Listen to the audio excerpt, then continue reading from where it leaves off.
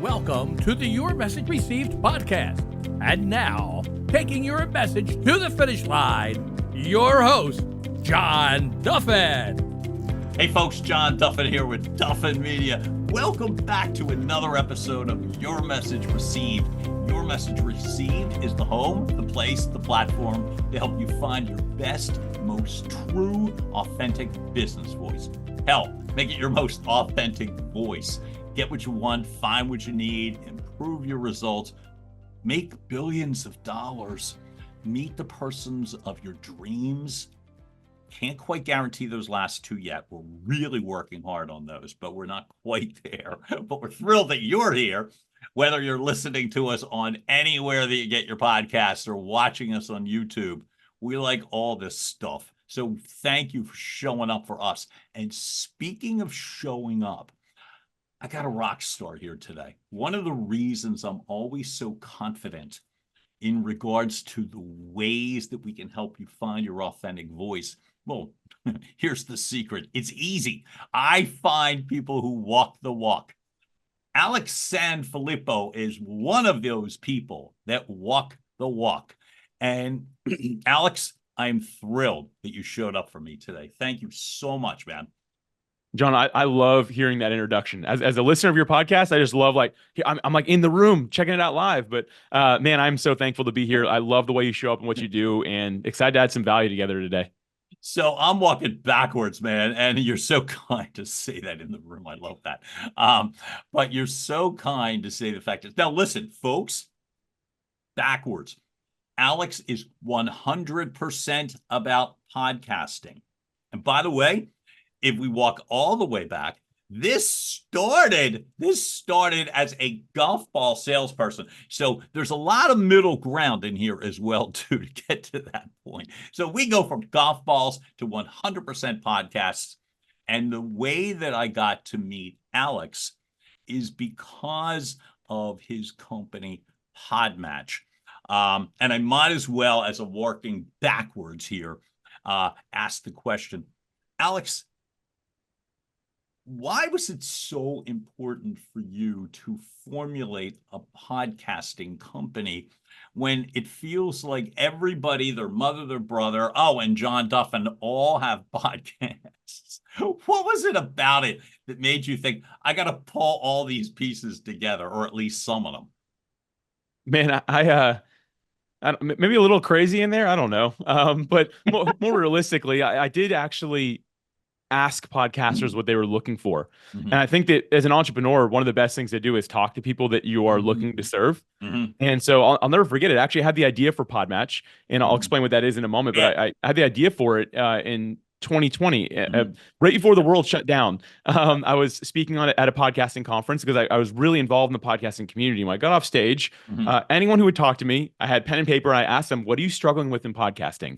There's about 2,000 people there, and I'd say there was a couple hundred that were willing to chat with me. So I was just writing it down. And John, so many of them said, I'm having trouble finding the right guest for my show. In that same room, there's people saying, I just released this book. I came here because I'm trying to find podcasts to be a guest on. How do I find the right ones? And me with my lightning fast brain got nothing out of that at all. But I went home with a notebook full of people answering this question. And I said, okay, there is a trend here. People were all saying this is something that's missing in podcasting. There's tons of podcasts, there's tons of podcasting companies, but this was something that was missing. And so what Podmatch is and what we created, and I say we, it's me, my wife is one of my business partners, and my long-term friend, Jesse. The three of us are legal business partners in Podmatch. But Podmatch is a service that automatically connects podcast guests and podcast hosts together for interviews. So it works kind of like a dating app, but instead of connecting you for dates, it connects you for actual podcast interviews, including a conversation like this one. And John has also been on my show, and that's the same way we were able to get connected. And so that's what we launched from that. But it all stemmed from just talking to people and realizing, okay, there's actually a need here that needs to be met. And this is something that we looked at and saying, we have the capacity, the ability, the know-how to actually do this. So let's step in and do it. So folks, I led with the end only because that's actually how we met. That literally is from that forum that I had the privilege of guesting on a forum there. Now, you just said something that now I'll walk all the way back to. So Alex is one of these salespeople.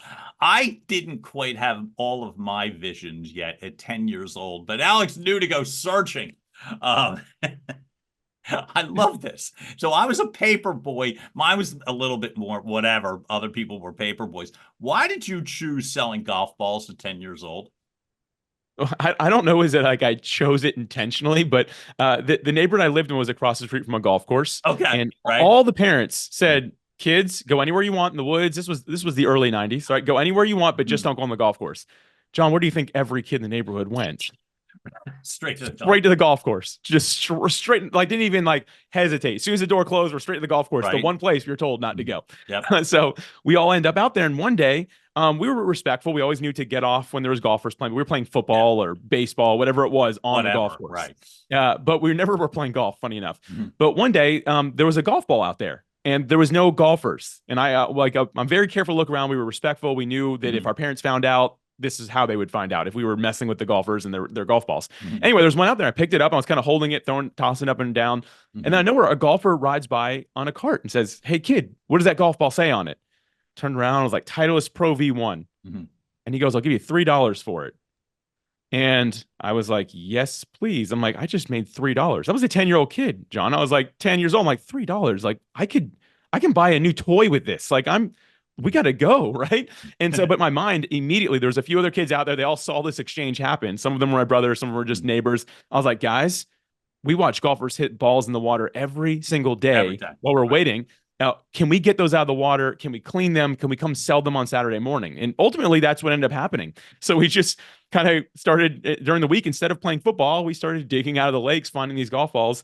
And we just, Saturday morning, we'd post up at the seventh tee box. I'll never forget it. And we were strategic about that because we were like, seventh tee box is when they've probably lost enough that they're like, "I'm going to run out of golf balls." It worked out great for us. But so we just sold them every Saturday morning. And I say every Saturday morning, it was probably most Saturday mornings, but we did that for a couple of years, and all of us made really great money. And there's probably about 6 of us involved in this whole process. And because I can't think of another sport with more disposable income available than golf. Right? Um, I just one detail question why I'm laughing, why my eyes were rolling. How did you know to go? How did you figure out to go to the seventh tee? I think that's great as a little kid that you knew this is when they would be all of a sudden short on golf balls. How did you know that? So the seventh tee box happened to have multiple lakes around the fairway. Okay. And so we saw All right. people losing all the time. But just before that, we'd go and there was golf balls everywhere. Right. So I'm like, man, they've got to be like at some point getting to the point where they're like, "I'm going to run out if I don't do something." And so that was kind of I don't know. It was just the idea to do that. It was a central point for all the kids. Maybe it just worked out that way. So seventh tee box is where we posted up. I love this. I love it. And the fact is, as I said, there's a lot of thought involved in what you said. And one of the things I think about when I think of you is you think well. And that sounds weird, but you do. You think like in a practical way. And I noticed that in the way that you conducted business. By the way, you have something else in common with me that I think is really interesting. And it's something I've done. It's something I still do from time to time, because my heart's in it in certain ways. So you took a liking to real estate, but you took the liking in a way that I like, which was in the visualization and in the way that you can showcase things. Like, so I have a real estate license, and I've talked about that, and I can guarantee you, as I learned, I didn't just by imagining, I can guarantee you very few things, but here's one I can guarantee. I'm sorry, let me say that backwards. I hate the idea of standing all by myself at an open house with my signs and standing there and hoping somebody shows up, and then they don't. And then you're buying snacks and drinks for 500 people and 3 people show up or whatever. Here's what I loved, and I'm wondering where you found it. So it was in the positioning of all of that you between video and strategic positioning. I find it fascinating because I think there's a beauty to that, and I think it's also, believe it or not, I still think it's underutilized, even in 2024. What pulled you in that direction? Yeah. So it was actually, I was a curious kid.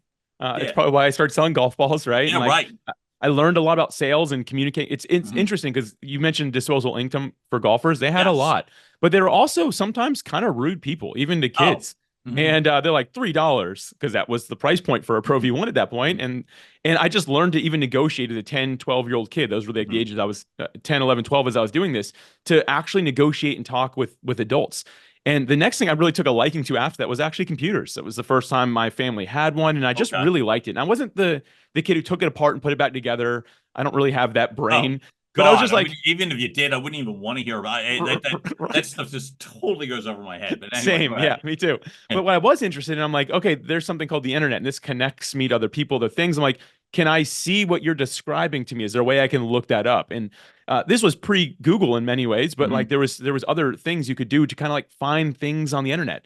Mhm. And I just remember getting really good at computer, and one of my dad's friends was starting a real estate company where they were Right. like the photographer, the videographer, Mhm. doing all that stuff. And they're like, he's just like, I need someone who's good on a computer to like help Mhm. figure out what we do next with this. Yep. And that's when my dad's like, well, my son, he's pretty young, but he's good at this. At Mhm. this point, I think I was 15 or 16 years old. Yeah. And so we connected. We started developing the idea for like a virtual tour of a home, which is Mhm. just you can now Oh. they're more common, Uh-huh. but like you can drag the screen around, right? You can see Mhm. the roof, you can see the floor, you can spin all the way around. It makes you feel like you're in the home virtually. And so Mhm. we pioneered some of that first software to do that sort of thing. And we were working directly on the MLS, posting that stuff for different houses that Right. were doing that. And that was like it was interesting because at some point I was working with it was my company. It was me, three photographers and four editors, but we're all working remote. The photographers and videographers, they were out in the field, Mhm. and all the editors worked in different places. And back then, like Slack didn't exist. We were Oh. using I don't know if you're AOL Oh. chat, instant messenger, AIM, Me. right? Like, yeah, we used that to communicate, which is like we had like little chat rooms that were private just for our group. Oh my And God. it's I got so it. funny to think back to Right. that. But that's what we were doing.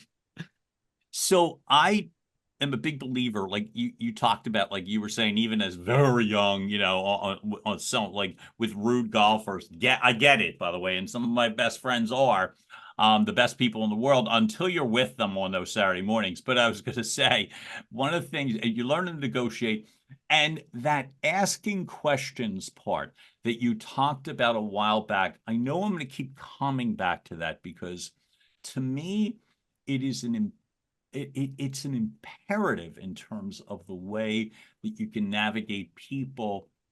And I don't even mean manipulate, I mean just in terms of building relationships, leveraging relationships. It's just ask them so many things. So I'm guessing this is also that sense of putting these pieces together.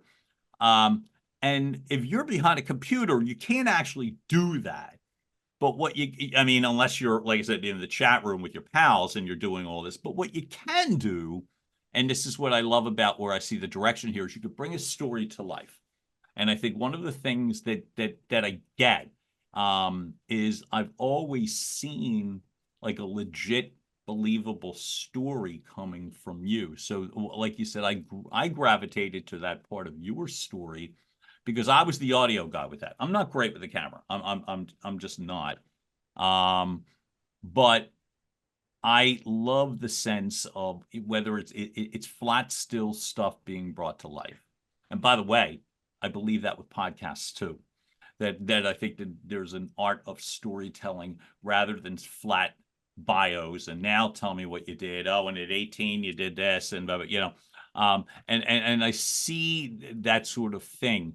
I love your corporate background because it's extensive, and I love the fact that as a young adult, you're in a pretty tech industry, man. So there weren't many people in Northeast Philly where I grew up that were like in the aerospace industry. So I love that. So by the way, thinking. Okay. I still don't know anybody other than you that was in it. So Yeah, that's a little bit of my background. I have to give a I disclaimer get every time we in talk. because I was going to say, Jesus, no pun intended. We'll get to that. But I was going to say that, I mean, how did you get in? I feel like that's one of those industries where all the doors are locked. You know what I mean? And then bolted. and hermetically sealed. How did you get in? So it wasn't as here's a disclaimer I have to give. I wasn't an astronaut, skydiver, or fighter pilot. Because Who everyone's like, cares? You were "Ooh, did you in. do something cool?" Right? I just gotta make sure listeners aren't like, "This dude's been to space." I haven't. Oh, I've worked behind computers. But fine. so I got in a very non-sexy way. I started Right. off Okay. as a part-time receiving clerk, which means translation for I I love broke this. down boxes and I took love out this. people's trash. And that's kind of like that was my introduction. Now I did get introduced. So my dad comes from that industry, and he's kind of Right. like he's retired now, but he was a titan in that space. Mhm. And so my last name being the same as his got Mhm. me an interview where I shouldn't Right. have gotten an interview. Now the job questionable whether like it really helped because I'm like, what? This is the job? Astronaut. I didn't know what I expected. I didn't have expectations on that. And I actually grew to really enjoy that job. But I Mhm. started off part-time receiving clerk and worked my way up. It was 15 years I did in big corporate in the Yeah, aerospace industry. that's a lot. Yeah. Oh, yeah. And I like to give that time frame because I worked my way up. I went from that part-time guy to getting Mhm. offered full-time within it was under a year. And the reason for that, John, is because and this is kind of what carried me through the entire thing. So the momentum started in that first year. And what I did was we were breaking down boxes in multiple parts of the company. It was a big Mhm. company. There was like all over the place. There's these different stations and there was boxes getting broken down everywhere. And there was trash cans that were full. So we'd empty those twice a day. There were some that were never getting used. So we go check Right. and be like, oh, why'd I come all the way over here? So in my mind, I was the first person apparently to do this, but I was like, hey, let's make all the where the boxes get broken down. Let's put them on like carts so we can move them all to the same central place. So we're not in Mhm. anyone's way. So we can break them all down here. And you're emptying that trash can twice a day. Let's get a bigger trash can and put it there. And where there's nobody using this trash can, let's remove it so we're not having to go to that checkpoint every Mhm. couple hours. And so like we did little things like that that caught notice of people further up saying this guy Mhm. understands something about production. And ultimately, I just again, I mean, we were talking about communication a little bit and listening and Exactly. stuff. I was just listening to what I was Mhm. hearing people say and watching their actions as well, seeing what they were doing. And I could tell the way people were communicating, were breaking down boxes where they were trying to like manufacture aircraft parts Mhm. was I could tell in the way they were talking that they didn't appreciate that necessarily. They appreciate what we were doing. They didn't like when or where it was happening. And so like it just caused us to make these little changes. And Mhm. yes, that was in my first year of 15-year career, but I kept on doing that all the way through and ended up when I left, I was in on the C-suite of the company. It was a big publicly traded multi-billion dollar organization. Like it was a big company to be part of at that level. And but I just weigh it all too, just like watching, listening, looking, talking to people, and just figuring out what is it that we need to do. Where are the gaps that need to be filled? And that was I loved my corporate life. It was so fun. I don't look at back at it and say I wish I didn't do any of that. I couldn't wait to get out of Mhm. there. Like none of that's true for me. No. The whole thing was an amazing experience. Me neither. I cherish every bit of that amount of time for myself too. Uh, Watching, listening, talking. I left something out. I hate when I miss things. But you gave 4 checkpoints, and they all really matter. But the question only is this, especially when you were young, what gave you the guts to say, I think we should do X? Was it your last name? Was it that it really mattered? Was it that you just were obviously? I get curious. I think that's a massive trait, but it's curious and gutsy because to make the suggestions, especially when you're some young kid in an industry that doesn't necessarily, I would guess, not cherish young kids coming up and making suggestions to them. Were you always that way? No, and even that first year, like I can never say I was great at this. Like confrontation is Right. not a comfortable thing for me. Right. Some people like thrive in it. I'm just not I that. don't. And Right. and so I always found a different way to position it. But one of the mindsets I had to gain to do this for the first time was Mhm. actually something that your former guest, Sean Gunning, I think is how you Oh say his my name, God, you on are awesome. And Sean Gunning will love that. Talk to me. so yeah, by the way, real quick, anyone listening on your message received, that Mhm. episode aired on 5/22, Yeah, it's fairly 2024. recent.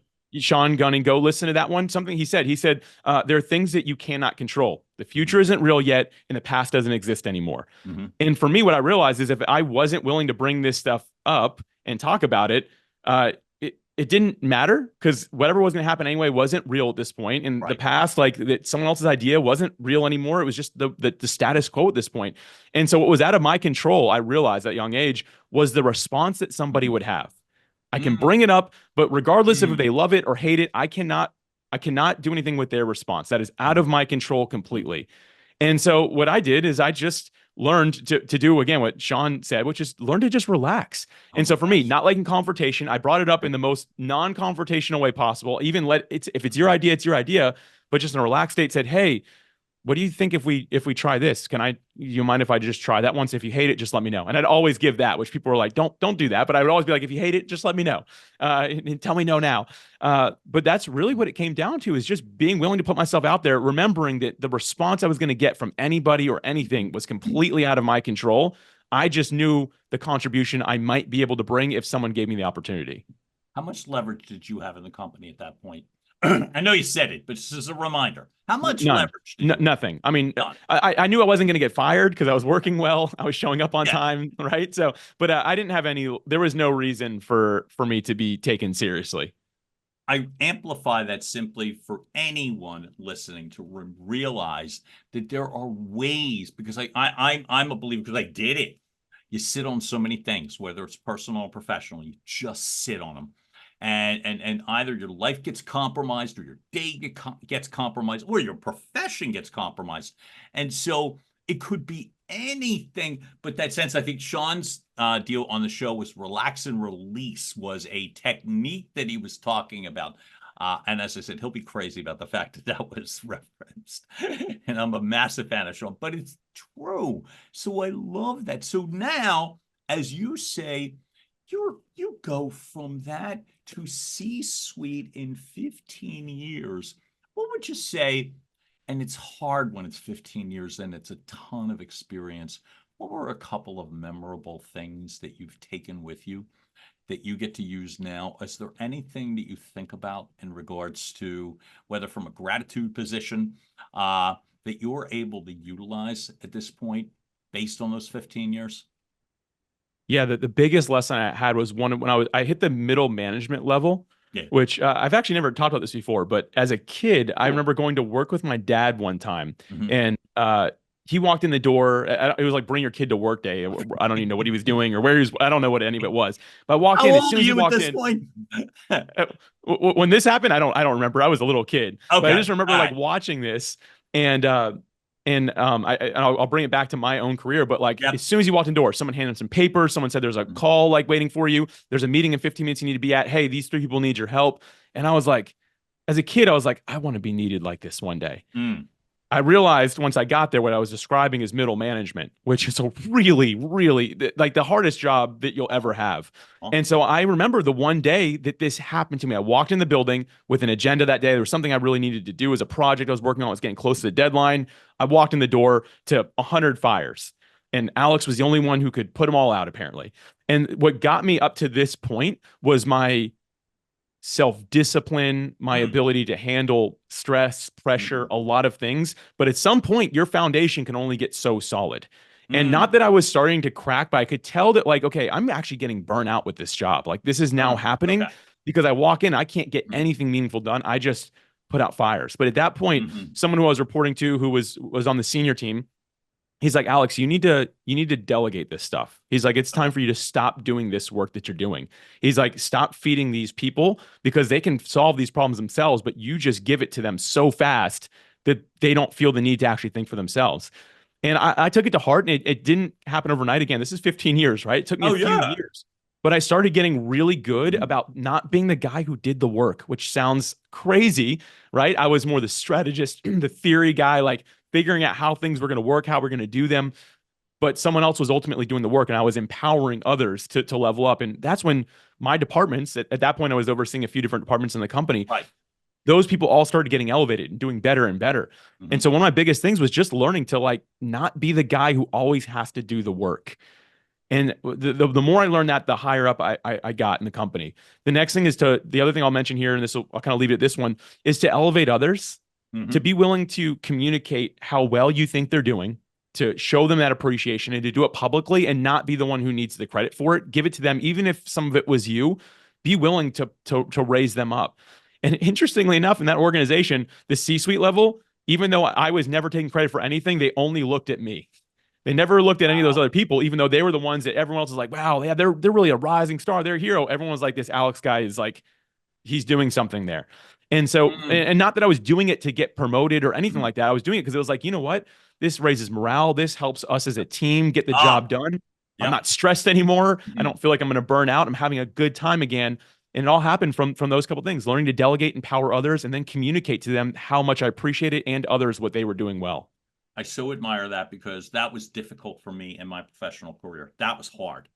And I lacked confidence early in the managerial part of the broadcast sales career.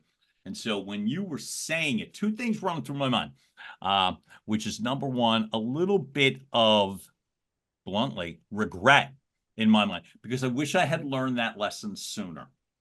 It's so true. It's so on point. It's almost never fails, but it requires guts. Because I was going to ask you at one point, especially your first couple of decisions to get out of the way and allow people to rise, and it's not you, or that sense of delegating important stuff and hoping it's not true. Hoping for the best is that what the expression was coming to my mind. I was going to ask you how did you sleep, but who cares because you got results. And to me, that is one of the best lessons I eventually learned. I loved that you learned it early.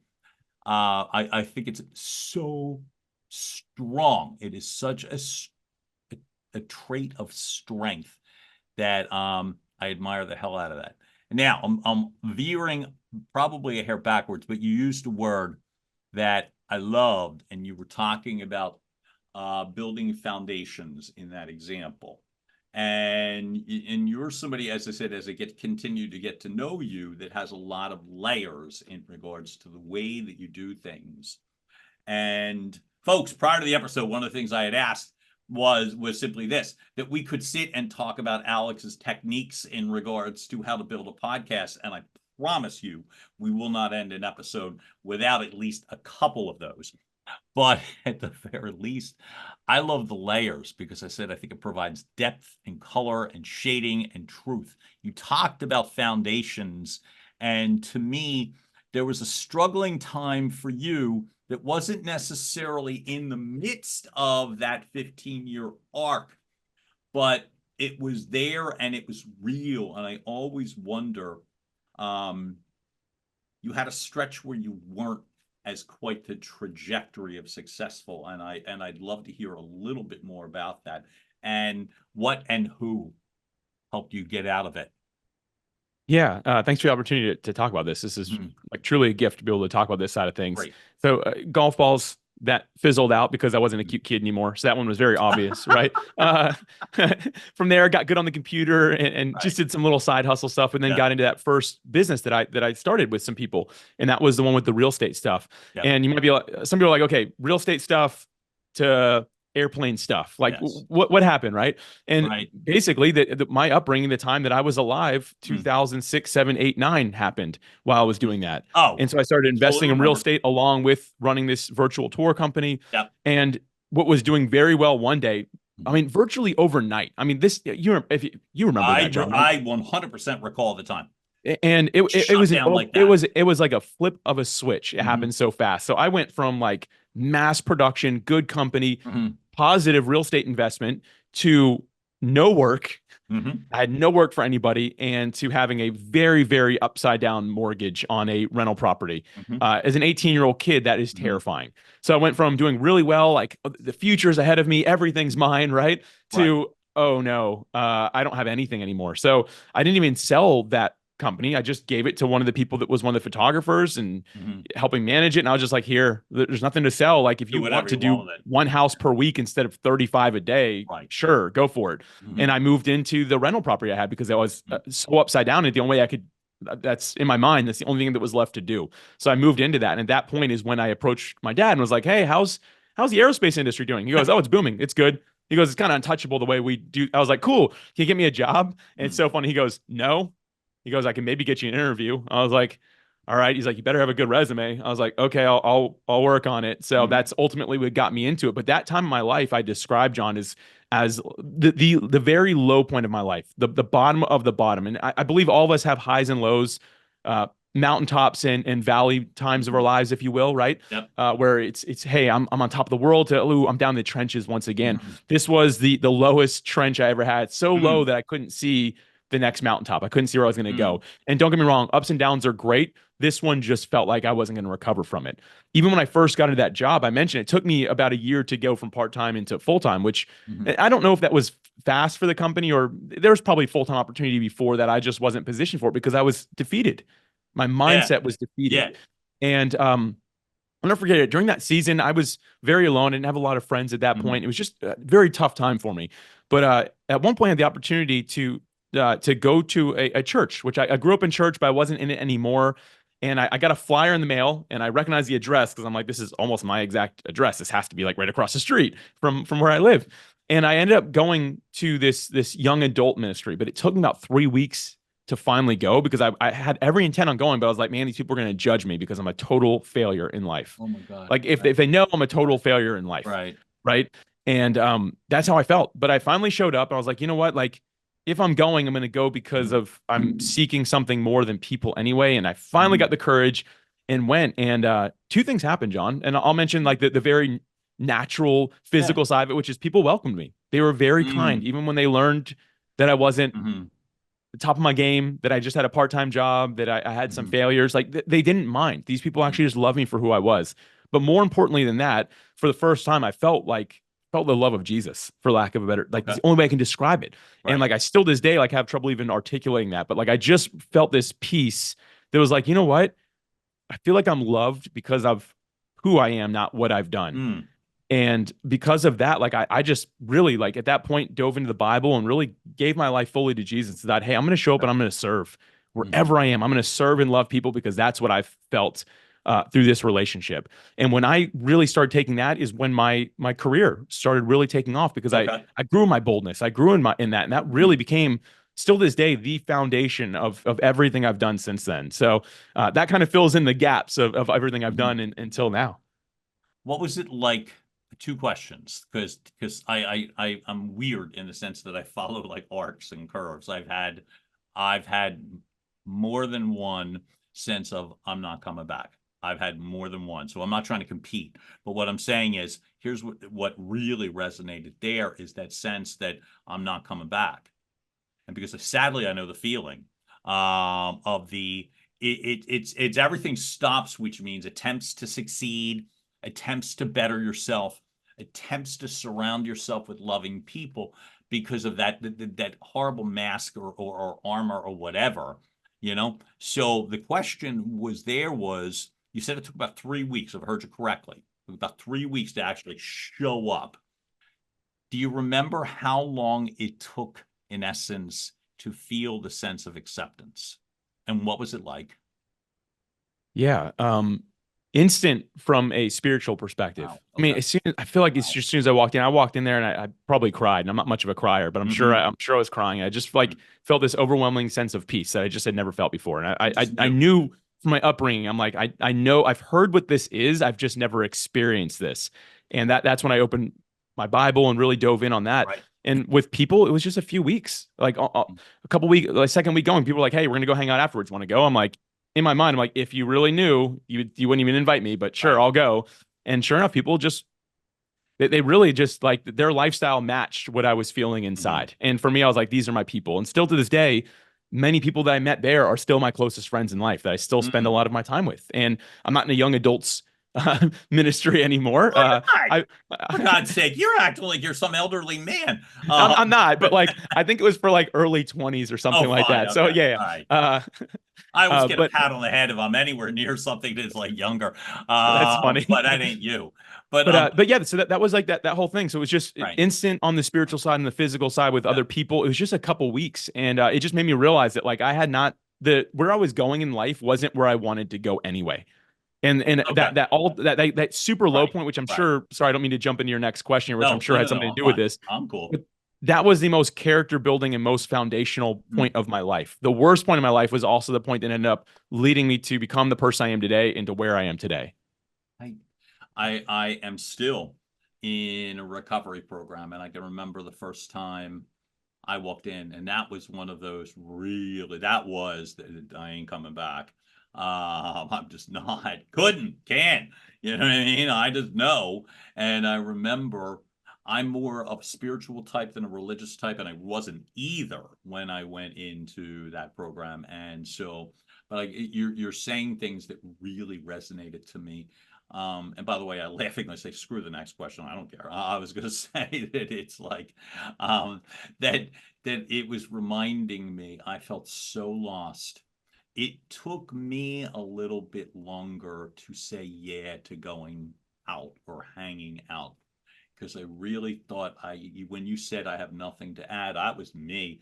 And I was just all kind of going through motions and stuff and didn't know what else to do. And that was 23 and a half years ago for me. And some of my closest friends still to this day are from there. And it was when you talked about the courage to actually, hey, do you want to go out?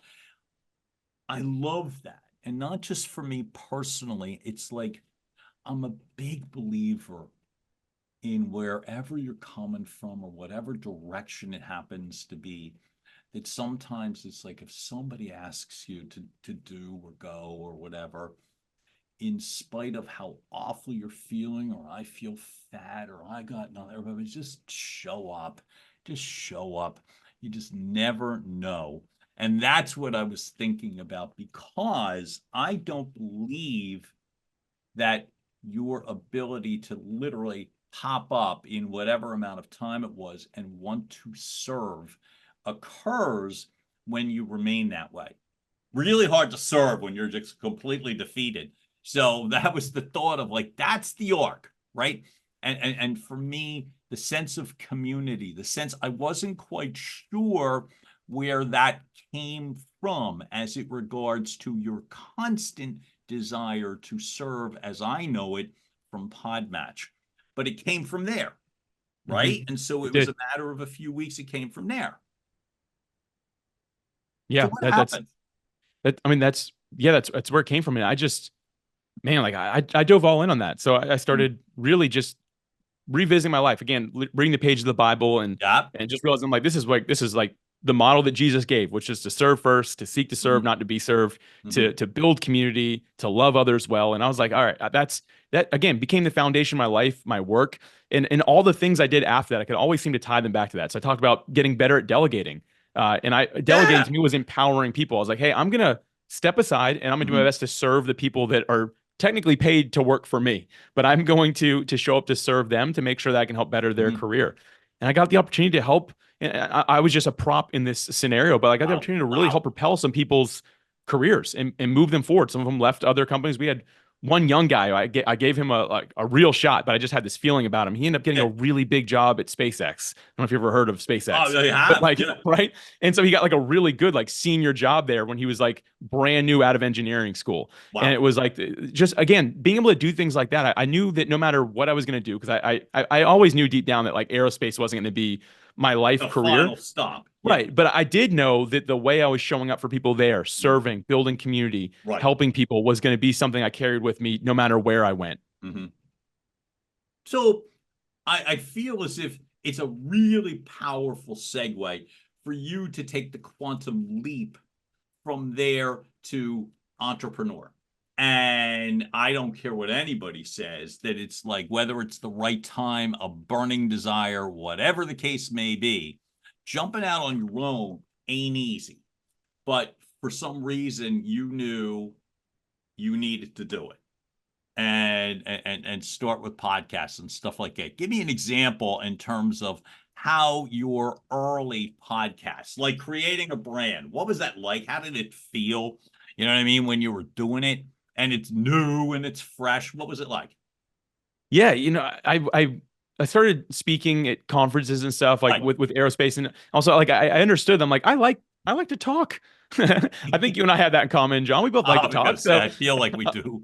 Right. So I was like, you know what? I'm going to try this podcasting thing, because I had just recently started listening to them. I was like, I'm going to do one of these. So, and the idea was, at that point, was when I launched it, was around the time that I was like, I think I'm ready for my next thing outside of the aerospace industry. Yep. And again, I mentioned this a little while ago, but I love that entire career. The day I left was bittersweet. My last year was my best year there, like that I ever had. Out of the 15 years, my last one was my best. And so like I wasn't like, I got to get out of here. Like it wasn't that at all. It was I'm curious to see what else I can do. Could I sell golf balls again? Maybe. And I'm just kidding. Yeah, It wasn't right? that. But I decided to start a podcast and I talked to people who had successfully left a 9-to-5 job to become a full-time entrepreneur. I wanted to hear that journey, what that sounded like for them, what tips, tricks do they have to make that a reality. And my goal was to actually be one of the people that had a story like that. I didn't need to mirror anyone else's. I just wanted to have my own story about that. But here's the thing, John, I loved podcasting. And so while I was on this journey, I realized, okay, I do want to become an entrepreneur. I've confirmed that, but I wanted to be in podcasting because I'm having so much fun doing this. And so ultimately, yeah, I left corporate to become a full-time podcaster. And I had some other little side hustles I did along the way before the podcast. And I was always loving to try things, even throughout my entire career. I was always doing little side things just because it was so fun. I just thought it was like a cool thing to do. But this one I felt had real merit. And I was like, this is where I want to go. So that was ultimately what caused me to make the leap into podcasting, was figuring out how to become an entrepreneur and figuring out the lane I wanted to be in. What sort of, like, from a fun perspective, what are some of the things that you like to accomplish when you are hosting a podcast? Because to me, there has to be an element of fun or engagement, or I'll just speak for me, or you don't do it. Like for myself, I want to draw on someone's arc, call it the arc to authenticity. For me, that it's like, and authenticity I often equate to your road to success, whatever that means.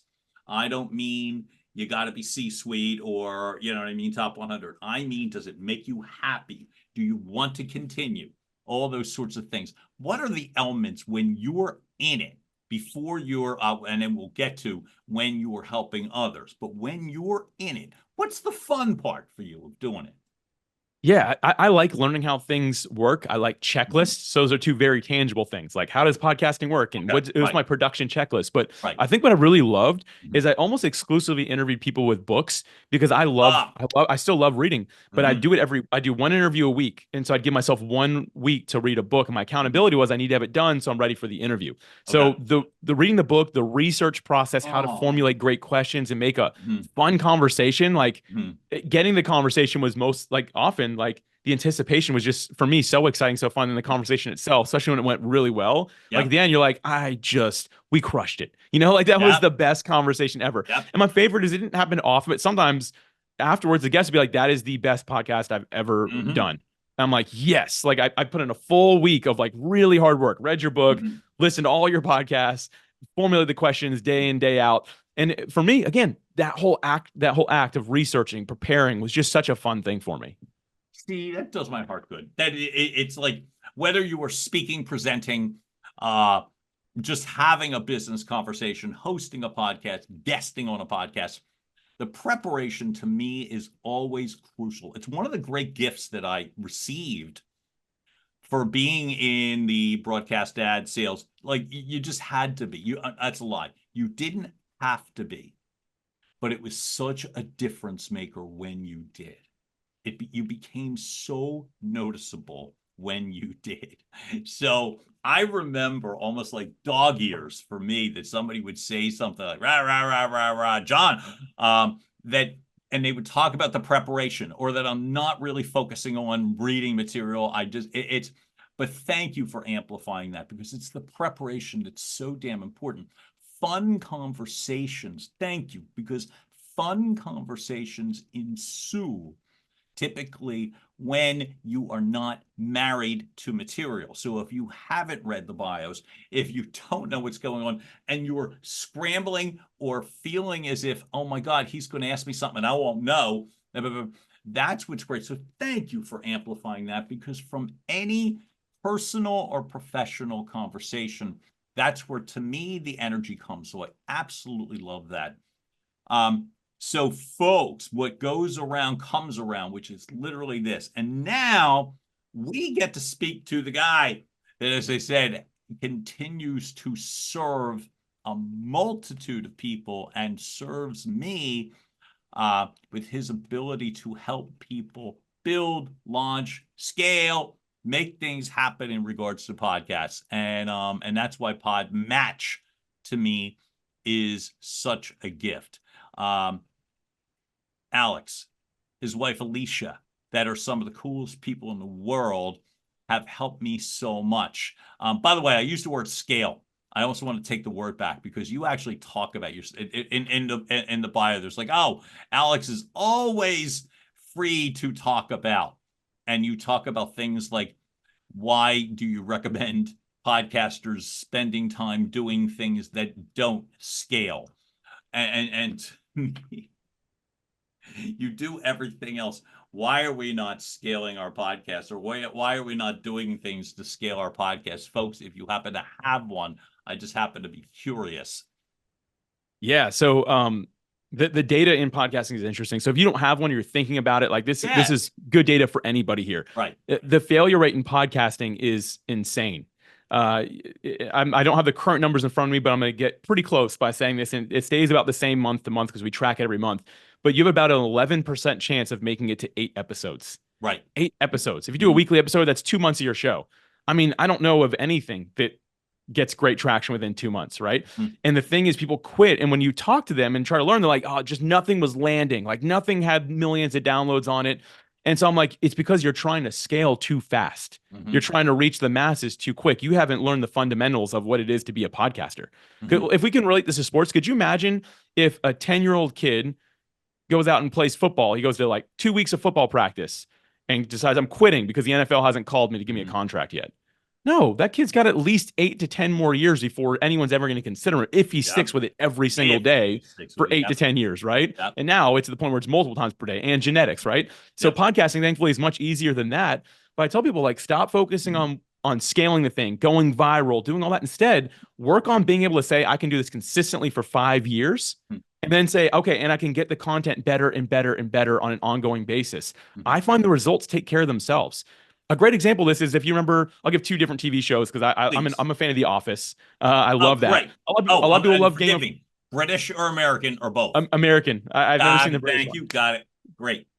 So The Office and Game of Thrones, 2 shows. And let me tell you something about both these shows. There is no lead actor before or after the show saying, hey, if you enjoyed this episode, can you please share it? Now, in podcasting, that's an okay thing to do. That's not a problem. That I actually suggest people do that. But they don't do it because the people that created the show say, this is so good. If somebody sees this, they are going to share it. We don't have to tell them to do it. And so I tell podcasters, work on creating content so good, which doesn't scale, right? Creating content doesn't necessarily scale, but keep on creating great content. And eventually someone's going to see it and be like, this is so good. I have to share this with everyone I know. I feel completely compelled to do this. And so I tell people, work more on that side of things first. And when you feel like you start getting good traction, start working to get it in front of more people. But make sure that you say, I've got the systems to do this long term, and I've got a content improvement plan that's going to last me for years to come. Weirdly enough, John, this is all it really takes to make it in podcasting. If you can make it to 100 episodes, you're in a 5%. There's only 5% of us that even make it to 100 episodes. It's 2 years of your show. I find that's when meaningful traction really begins, is at that point. I think I'm at 107. So, okay. Congrats, you made it.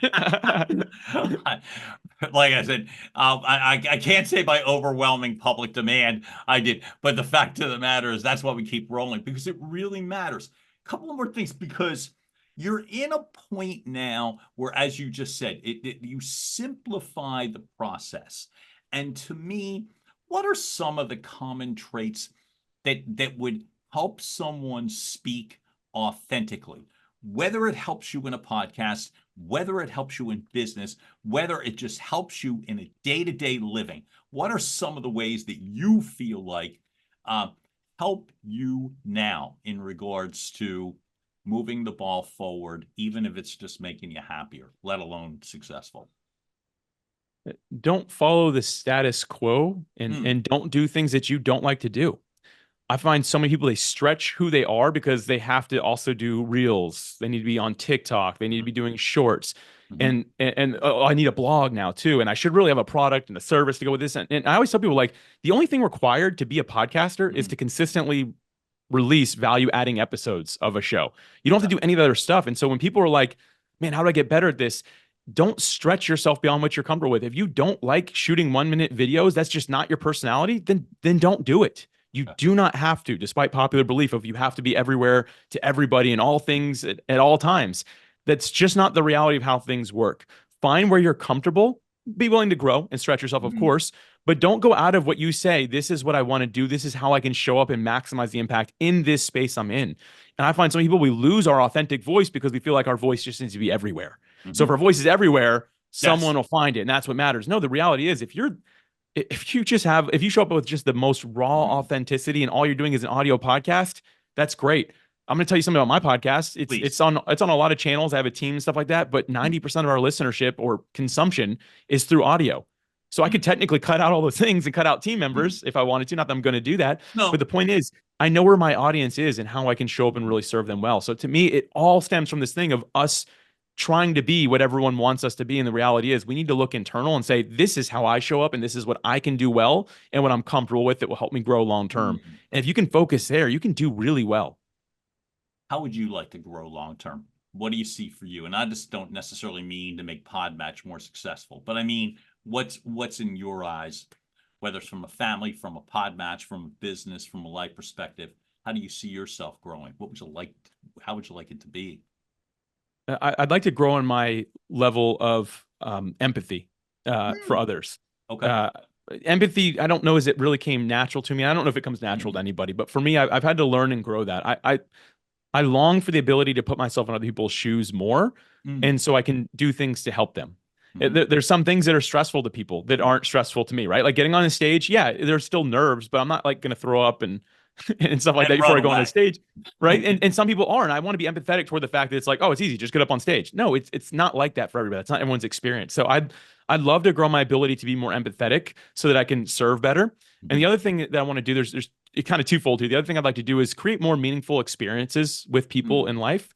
I find a lot of us living in this digital world, there's not a lot of meaningful experience that happens online. It's fun, it's entertaining, it keeps us busy, right? Like it has its ups. But sometimes I feel that we kind of get through a year of our life and we look back and reflect at the previous year. We're like, oh man, I don't know if I really did much this year. And that's a shame to me. And much doesn't have to be anything crazy. So I've just gotten really intentional with anytime I'm around people, can I do something to make this a meaningful, memorable experience that we can have together? And sometimes it's as simple as going to a new night market that happens in our city, right? Sometimes it's going to this concert together. It doesn't need to be anything crazy. We don't need to travel across the world, although you could. But I'm just like, you know what? How can I make the time I have with people more meaningful? And so those two things together, I align those in business and in my personal life. And that's the things that I really want more of in the future. Oh my God, love it. Last question for the moment. All right, I'm lying too. Will you come back? On the show? Yes. Oh, 100%, John. Yeah. Listen, I'm a fan. You do a great job with the show. You were a great guest on my show. I'm back anytime. So yes. Nashville. Thank you. But here's the last question. Thank you for that. It makes me just feel better. Last question for you, whether it's with you or with you and Alecia. How do you define authenticity in your own life? Yeah, it's going back to centering who you are, I think is very important. So taking time away from, I don't mean to dog screens and computers in the digital world at all, but often we can lose ourselves in these things because there's so much, it's so much happening so rapidly, we can lose ourselves. I find the best thing to do is get alone with pen and paper, or for Alecia and I, it's just when we go like on a walk, we love being at the beach, get out in nature. At those points, I find we're able to really realign. That's also where both of us, again, beach walks, like we're both outdoor active people. That's where we reconnect with our relationship with Jesus. And when we do, we find that we become more aligned with who we really are. So I'm very intentional to put time in my calendar to do those things. Every week I do a 40-hour tech detox. So from Friday night until Sunday morning, my phone is in a closet, my computer is locked up. And that I find just helps me recenter, realign, come back to really who I am. That's a beautiful thing. Hard for me. I haven't gotten there yet on that last one. But that's absolutely a goal. Alex Sanfilippo, you are, again, such an inspiration in regards to the way that you communicate, the way that you embody authenticity. Thank you so much for showing up for me and for showing up today. Pleasure to have you, sir. John, thank you again. This was absolutely a blast. Thank you so much. Hey, folks, you just heard another episode of Your Message Received. Keep watching, liking, sharing, as Alex has said earlier. And we will keep blasting content through your front door. John Duffin here, Duffin Media. Thanks so much for joining us. Have a fantastic day, all. We'll certainly talk soon. Bye. And now, making its way across the finish line, Your Message Received has been a production of Duffin Media.